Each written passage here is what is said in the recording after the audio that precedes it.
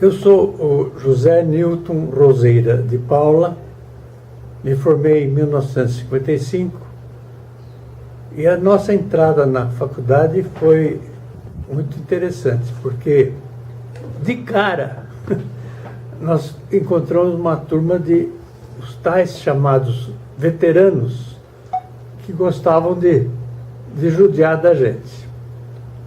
E eu e mais um colega acabamos indo parar no Bom Retiro, na biblioteca de um veterano. E ele queria que a gente arrumasse a biblioteca dele. Só que era uma coisa enorme. Nem sei. O nome dele até eu não me lembro agora. A gente chamava de Beleléu. Bernardo Léo? Bernardo Léo. Bernardo, ele era uma turma, não era anterior, era uma turma. Mas já estava no quinto, sexto. Quinto, exatamente. E ele tinha uma biblioteca na casa dele enorme. É. E ele queria que a gente arrumasse a biblioteca. Mas essa aí, ele era gago, sabe? Famoso. E um olhou para o outro e tal. E naquela época nós já estávamos carecas. O principal era isso, careca. Fora o banho no laguinho e fora outras coisas que eles faziam pra gente, né? Mas no fim não fomos, ele acabou deixando a gente embora sem precisar arrumar os livros. Não, porque ele não sabia nem por onde começar. Era tanto livro que... Tanto livro e estava arrumado, eu não sei o que ele queria que arrumasse, era tipo brincadeira dele, né? Naturalmente.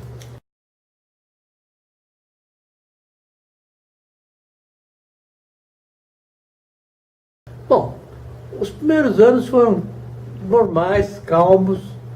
O meu maior problema foi na patológica. Na anatomia patológica eu sofri um pouquinho, porque o professor era terrível e não deixava barato, né?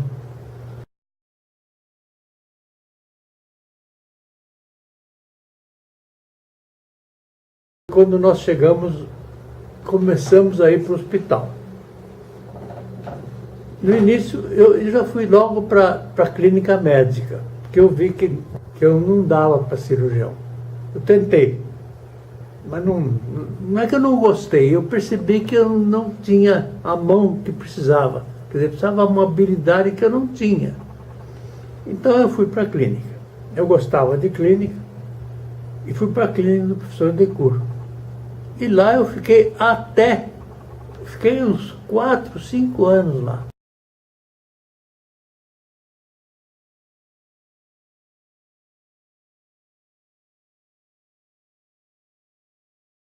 Luiz Gastão do Cerro Azul me arranjar o primeiro emprego decente que eu tive, que foi na Sorocabana.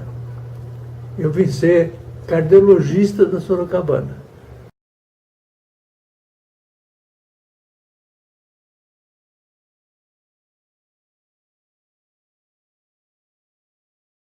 Missão e revisão dos funcionários, porque lá era rigoroso. Tinha que estar tudo em ordem. E eles me deram foram bastante corteses, me deram aparelho de eletro, me deram uma opção de coisa. E lá eu fiquei até me aposentar.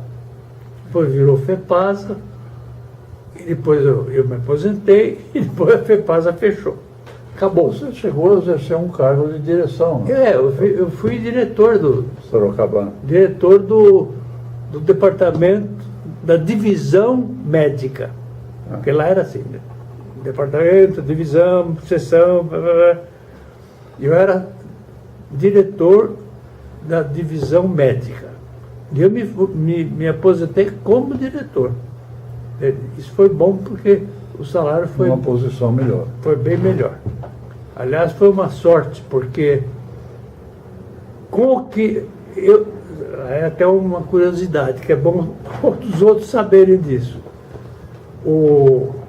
Eu, como tinha consultório, eu pagava sobre 20 salários, que era o teto. Só que na hora que eu aposentei, eles passaram a me pagar 2 salários. E atualmente, depois de anos de aposentado, estão pagando 3 salários. Por sorte, a Sorocabana, depois FEPASA, tem um plano próprio não é bem um plano, é quase um direito, como se fosse funcionário público, embora nós não fôssemos funcionário público. E é o que me salva, porque daí os dois juntos dão um valor razoável. Porque sem isso estaria recebendo 3 salários mínimos.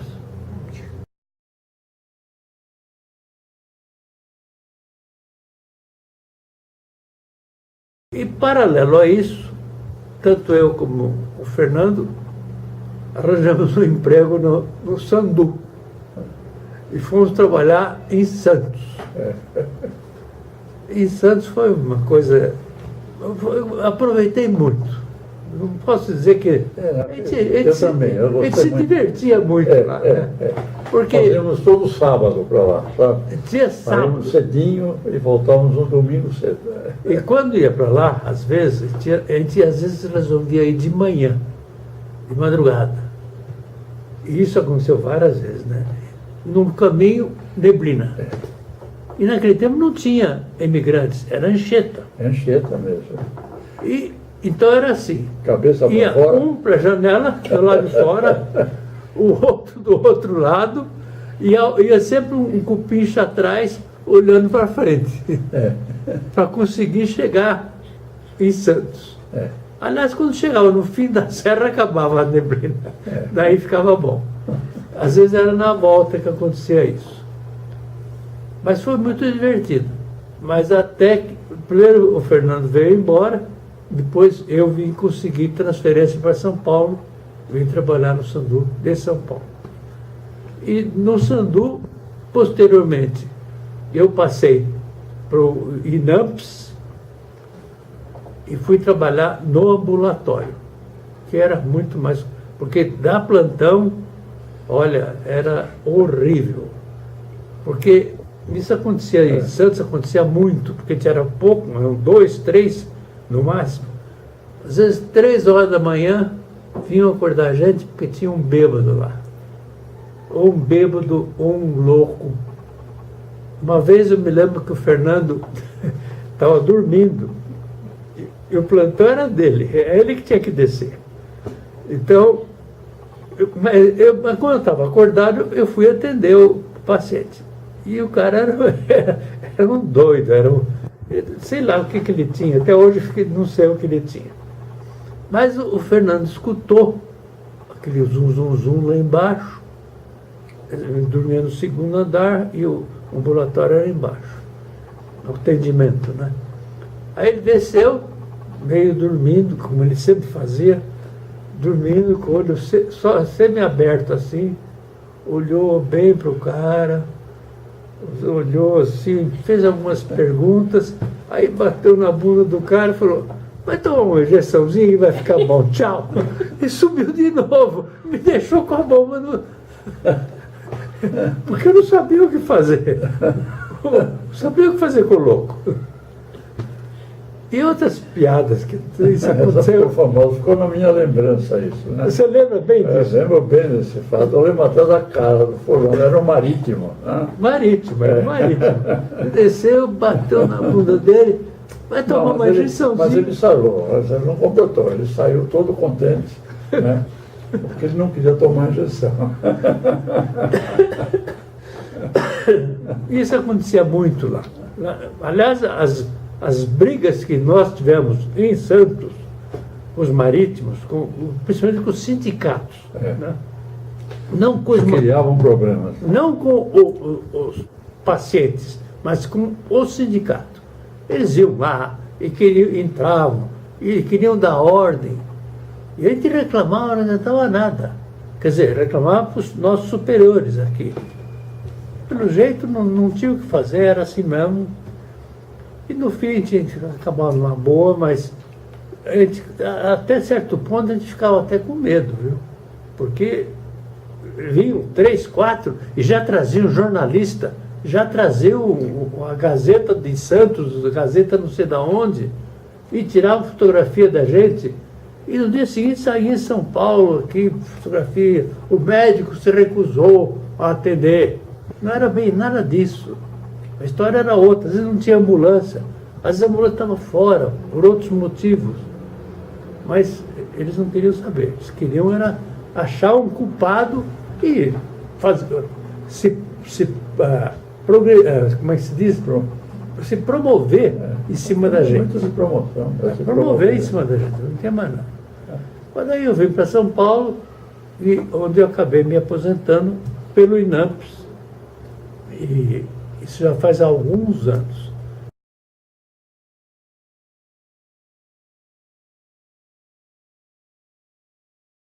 E depois disso, eu fiquei uns 2 meses sem fazer nada. Eu ficava lendo jornal, saía passear, mas aquilo foi me dando um nervosismo. Aí um dia eu fui visitar o Hospital Sorocabana, que eu já estava lá, né? Eu trabalhava lá, porque o INAMPS era lá. O posto do INAMPS era lá dentro. Lá mesmo. Então eu voltei lá, o Orsini tinha colocado o INAMPS para fora e tinha feito o seu próprio ambulatório. Então eu voltei lá e tal, me convidaram se eu queria trabalhar no ambulatório. Eu topei. Você aceitou? Topei. E fiquei trabalhando lá, até que no fim, e sem registro, sem nada, até que no fim houve uma época que o governo resolveu interferir. E fez uma comissão, juntou gente do sindicato, sindicato dos médicos, sindicato dos enfermeiros, o pessoal da comunidade, gente do próprio hospital. E nessa época, então, naquela época não existia a eleição para diretor. Era por indicação. Aí me indicaram para diretor. Foi a pior viagem. Porque eram tantos problemas que apareciam e eu não tinha como resolver. Porque o problema no fim era só falta de dinheiro. O que nós não tínhamos. Fato que até hoje acontece. É o mesmo quadro de hoje, naquela época era a mesma coisa. Aí, no fim, houve uma eleição, eu saí, outro entrou, e eu fui ficando. Nessa época, eles resolveram registrar todos os funcionários. E nessa época eu fui registrado. E daí, foi tudo muito bem, até que o hospital foi à falência. Foi à falência. Fechou. O juiz foi lá e botou uma faixa fechando a porta do hospital. Estava fechado. Nesse meio tempo eu fiquei doente, fui internado, fui operado. Quando eu saí do hospital, não tinha mais. Quando eu saí do HC, fui internado, operado no HC. Quando eu saí do HC, o hospital tinha fechado. Aí não tinha onde trabalhar.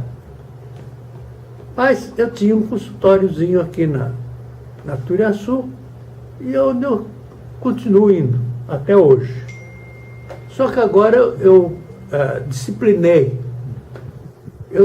O meu telefone do consultório transmite para o meu celular. Então eu só vou lá se tiver paciente. Porque aconteceu o seguinte: quando eu saí do Sorocabana, onde eu tinha meu consultório lá dentro, eu perdi quase todos os pacientes. Você atendia lá no Sorocabana? No próprio Sorocabana. Porque a maioria do pessoal ou era da Lapa, ou de Osasco, ou mais para longe ainda, entende? E eles não conseguem chegar na Turiaçu. E o outro fato, muitos eram velhinhos. E, infelizmente, muitos já morreram. Então, ficaram poucos pacientes, e esses poucos pacientes eu resolvo Quer dizer, eles ligam, eu marco e vou só se tiver paciente. Se não tiver paciente, eu não vou. E com isso eu estou aproveitando a minha aposentadoria. Ficando em casa, leio, estudo, ainda estudo. Porque eu recebo todas as revistas, né, da minha área, fico estudando e me divertindo aqui em casa. Quando precisa, eu vou. É aqui pertinho, é um quarteirão para cima, na Turiaçu. Então, é fácil. É isso aí. Que bacana. Tá? Ele foi cardiologista de vários parentes meus, sabe? Então, tem toda uma lembrança muito agradável da dedicação que ele teve. E foi o clínico que assistiu minha mãe até na fase final de vida. Então deu esse aspecto também, a dedicação do Newton. O que é interessante e importante é o aspecto humano que ele cuidou de todo mundo.